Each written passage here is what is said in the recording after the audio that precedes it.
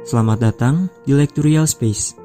Kali ini saya akan melanjutkan part sebelumnya dari novel yang berjudul 86 karya Oki Madasari.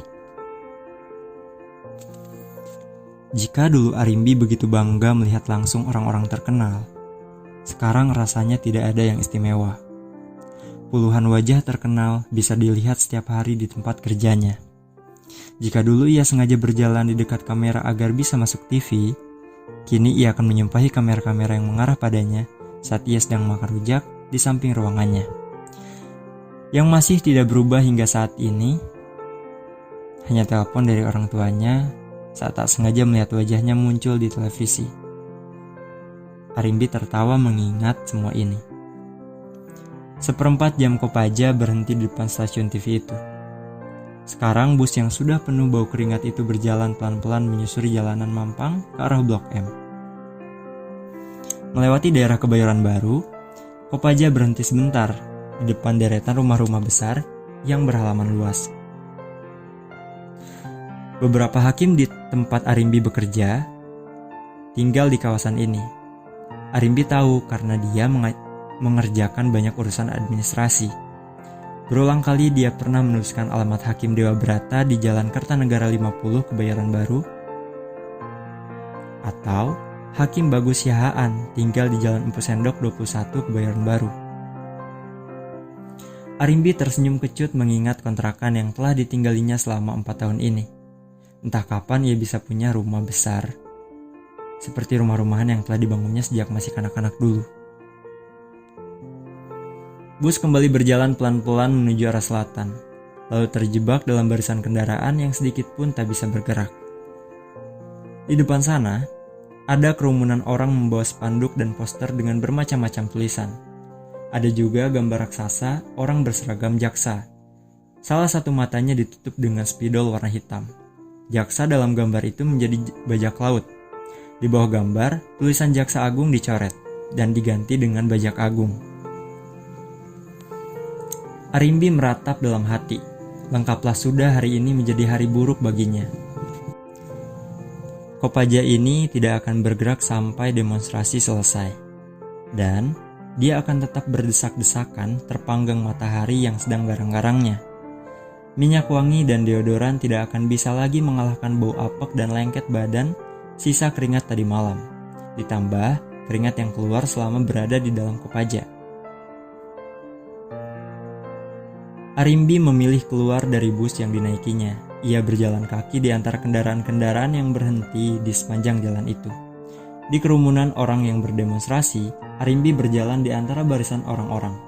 Suara mikrofon dan teriakan orang-orang memekik di telinganya. Barisan orang-orang itu lebih banyak dibanding perkiraannya. Berjalan di antara kerumunan orang juga tak segampang yang dibayangkan. Lebih dari setengah jam Arimbi berjalan dalam kerutan itu. Melewati barisan kendaraan, barisan manusia, lalu kembali terjebak dalam barisan kendaraan. Di ujung ruas jalan, Arimbi naik ke bus yang menuju tempat kerjanya. Dia terlambat 1,5 jam. Hari Senin selalu menjadi hari buruk di tempat kerja Arimbi. Mobil-mobil dari berbagai stasiun televisi sudah berderet di parkiran depan. Mobil-mobil pengunjung memenuhi tempat parkir. Beberapa di antaranya diletakkan begitu saja di pinggir jalan. Orang-orang bergerombol di lobi depan, di warung makanan, dan di ruang sidang. Di ruangan tempat Arimbi bekerja, orang-orang tak berseragam juga berlalang. Arimbi menuju ke mejanya tanpa menyapa siapa-siapa.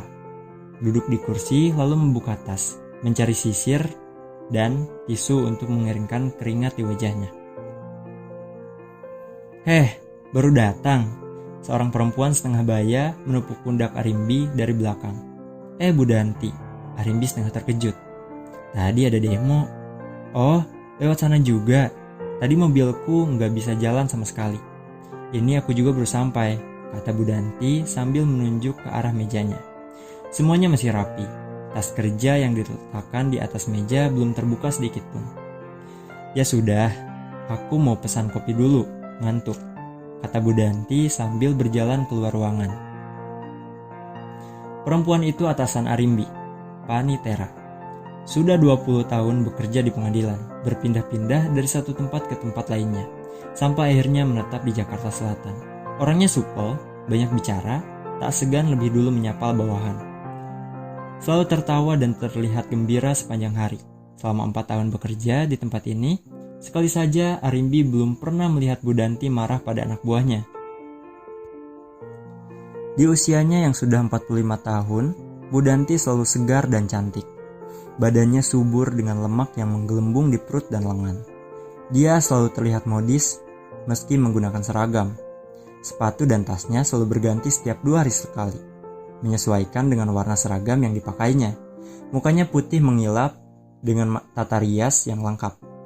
Pemulas mata, perona pipi, lipstik hingga pulasan maskara dan pembuat bingkai mata semuanya terpoles sempurna. Rambutnya yang sebahu disasak sebagian, tepat di bagian samping dan atas. Tak pernah lupa ia memakai kalung giwang dan cincin. Ada yang terhias, berhias intan, ada yang mutiara, ada juga yang emas kuning polos tanpa hiasan apapun. Arimbi masih mencium bau minyak wangi Bu Danti, meski orangnya sudah tak kelihatan lagi. Bau wangi yang enak dan segar tak membuatnya enak. Arimbi mengangkat lengannya mencium keteknya yang basah setelah berjalan di antara ratusan orang. Di kupung asap dari berbagai jenis mesin beroda, ia semprotkan lagi parfum murahan yang ada di dalam tasnya. Arimbi mulai membongkar tumpukan kertas di mejanya. Itu semua bahan-bahan yang harus diketik ulang, dirapikan, dan difotokopi. Arimbi membaca kertas-kertas itu sekilas, memilih mana yang lebih dulu akan dikerjakan. Dia melirik jam, sudah jam 10:30. Jam 1 nanti akan ada sidang yang harus diikutinya. Sambil menguap, Arimbi mengambil satu berkas yang sudah ditandai dengan kata segera oleh Bu Danti. Satu bundel kertas itu berisi tulisan tangan Hakim Dewa Brata, sebagaimana biasanya putusan perkara. Tulisan tangannya huruf Latin yang tak lebih bagus dari tulisan tangan Arimbi saat masih kelas 3 SD. Arimbi seringkali kesulitan membedakan kata denda dengan benda, atau kata jalan dengan jajan. Dia harus membaca ulang setiap kalimat yang kata-katanya tak langsung bisa ditangkap, lalu mengira-ngira kata apa yang paling pas. Kalau sudah sangat kebingungan, Arimbi menunjukkan tulisan itu pada 2 temannya, lalu mereka menentukan mana yang paling cocok. Toh sampai saat ini, tidak pernah ada protes dari Bu Danti atau dari hakim-hakim itu. Arimbi baru menulis 1 halaman waktu jarum jam sudah melewati angka 12. Dia menandai halaman yang disalin dengan melipat bagian sudutnya. Arimbi meninggalkan komputernya yang masih menyala menuju ke kantin pengadilan, tempat semua pegawai dan pengunjung membeli makanan. Semua bangku panjang di kantin sudah terisi. Puluhan orang makan sambil berdiri. Banyak juga yang baru datang langsung pergi, membungkus makanan yang baru dibeli untuk dimakan di tempat lain.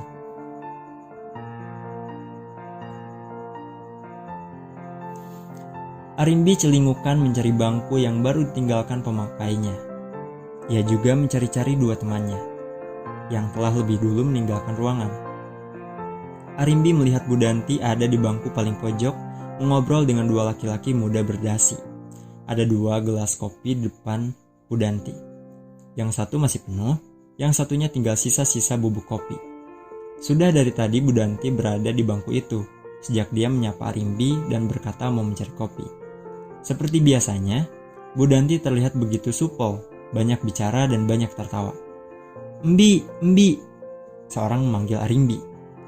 Arimbi celingukan mencari sumber suara. Melihat lambaian tangan yang mengarah kepadanya, itu Anissa, teman kerja Arimbi, sama-sama bawahan Bu Danti. Meski Anissa lebih tua 3 tahun dari Arimbi, mereka tampak seumuran. Hanya Anissa teman akrab Arimbi di kantor ini.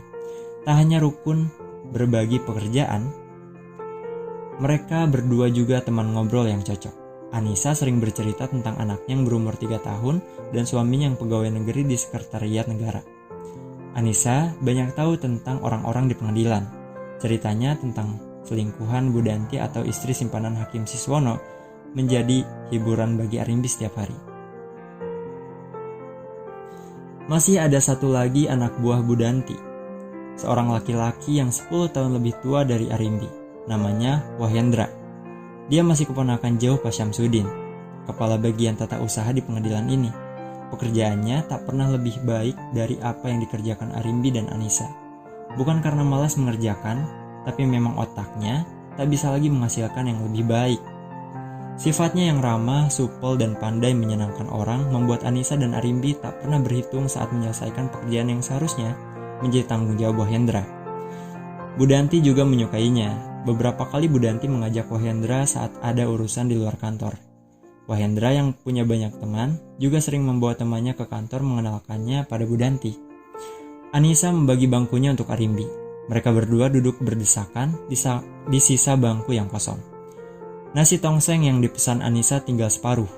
Arimbi memesan makanan yang sama. "Habis ini kamu sidang?" Arimbi mengangguk. "Sidang baru urusan tanah lagi." "Padewa Brata?" tanya Anissa sambil menyeruput es jeruknya. Arimbi kembali mengangguk. "Ah, cincai, sidang tak pernah lama-lama." Arimbi tertawa. "Iya, memang mujur yang sama dia. Sidang paling lama 3 jam selesai. 6 kali sidang sudah ketok palu." Anissa tertawa sambil terbahak. "Ya, kita yang senang kan?" Anissa mendekatkan mulutnya ke telinga Arimbi, lalu berbisik. "Nggak kayak Pak Sis itu. Sidang embulet lama setengah mati. Mana suaranya kayak orang bisik-bisik." Arimbi tertawa terbahak. Anissa kembali berbisik. Itu lihat yang lagi sama Budanti." "Itu orangnya?" Arimbi bertanya dengan nada tak percaya. Anissa sering bercerita Budanti punya selingkuhan yang lebih muda umurnya. Tapi laki-laki yang bersamanya sekarang bukan hanya muda, tapi lebih pantas menjadi anaknya. Ada 2 laki-laki di sana. "Yang mana? Baju putih apa baju biru?" tanya Arimbi lagi. "Putih." Arimbi memperhatikan laki-laki yang dimaksud Anissa. Penampilannya rapih dengan baju putih lengan panjang. Di kantongnya ada bordiran kecil tulisan bos. Dasinya merah bergaris-garis hitam. Wajahnya tampan, putih agak berminyak dengan hidung mancung.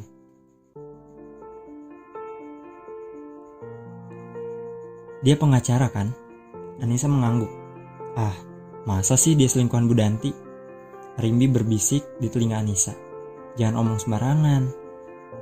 Aku sering lihat Budanti dijemput orang itu. Mereka sering jalan bareng." "Ah, bisa saja ada urusan." "Urusan kok sering-sering. Sudah gitu, Budanti setiap mau ketemu pasti dandan menor habis-habisan. Setiap habis ketemu, pipinya itu menjadi merah. Merah semua dan tertawa seharian." Arimbi tertawa mendengar omongan Anissa. Terus lagi, Budanti pernah ngomong dia habis ketemu Albert di hotel mana gitu. Aku lupa. "Namanya Albert?" Anissa mengangguk. Arimbi kembali tertawa. Makanannya sudah habis, kantin mulai sepi. Budanti masih terus ngobrol dengan 2 laki-laki itu. Sudah, aku jalan dulu. Bentar lagi sidangnya mulai." Anissa menarik tubuh Arimbi agar kembali duduk. Dia berbisik, "Dulu ada yang lain lagi, baru-baru ini saja sama orang itu." Arimbi tertawa keras sambil segera beranjak. Dia meninggalkan kantin sambil berteriak, "Diteruskan nanti ya." Anissa membalasnya dengan lambaian. Dia tak mengikuti Arimbi, tapi malah memesan 1 porsi rujak buah. Sambil menunggu pesanannya, Anissa diam-diam memperhatikan apa yang sedang dilakukan atasannya. Kantin sudah sepi. 2 bangku yang memisahkan Anissa dan Budanti tak ada yang mengisi. Hanya ada 4 orang di bangku pojokan yang tampak sedang asyik sendiri. Budanti sudah tak banyak tertawa sekarang. Raut mukanya serius. Kepalanya didekatkan pada kepala 2 laki-laki itu. Mereka memelankan suara setengah berbisik. Anissa menajamkan pendengarannya. Hanya 1 kalimat yang bisa didengar dari mulut laki-laki berbaju putih itu. "Tidak bisa." Budanti tak menjawab. Ia hanya menggeleng, lalu memanggil penjual minum, memesan 1 teh botol untuknya. Muka laki-laki itu memerah dan makin kelihatan berminyak. Terlihat sekali dia sedang kesal dan tak sabar. Budanti malah minum teh botolnya dengan santai. "Ya, memang seperti itu biasanya," kata Budanti tanpa berbisik. Suaranya sudah kembali normal. Mukanya tak lagi terlihat serius, tapi tenang dan santai. Laki-laki itu mendekatkan kepalanya ke kepala perempuan yang duduk di sampingnya. "Terus yang kemarin-kemarin itu buat apa?" tanyanya, setengah berteriak. Anissa bisa membayangkan bagaimana sakitnya telinga Budanti. Seseorang berteriak di dekat telinganya, suara musik kantin dan kesibukan setiap orang di kantin membuat teriakan itu tak dipedulikan banyak orang. Lagi pula, nada tinggi saat bicara tak selalu berarti ada kemarahan dan perselisihan. Kalau saja Anissa tak memperhatikan mereka, dia juga tak akan mengira obrolan 3 orang itu sedang penuh ketegangan. Lagi-lagi Budanti dengan gayanya yang tenang berkata, "Bisnis ya tetap bisnis." Budanti berdiri memanggil penjual makanan untuk membayar pesanannya. Selesai membayar, dia berkata kedua laki-laki itu dengan gaya menggoda, "Aku pergi dulu, banyak urusan lain." Pantat Budanti yang semok bergoyang-goyang saat ia sedang berjalan meninggalkan kantin. Anissa juga segera keluar kantin sambil menenteng rujak yang masih tersisa. Dia berjalan melewati bangku yang tadi digunakan Budanti. Langkahnya segera dipelankan saat ia hanya terpisah jarak selengan tangan dengan bangku itu. Anissa bisa mendengar apa yang sedang dikatakan laki-laki berbaju putih pada temannya yang dari tadi lebih banyak diam. "Sudah, tambah saja bang, daripada makin repot ini urusan." "Ah, kau ini, percuma dari kemarin aku biayai kau kencan kalau habisnya segini-segini saja," kata laki-laki yang berbaju biru. "Ya mau gimana lagi bang? Memang segitulah harganya, daripada tak selesai-selesai ini urusan."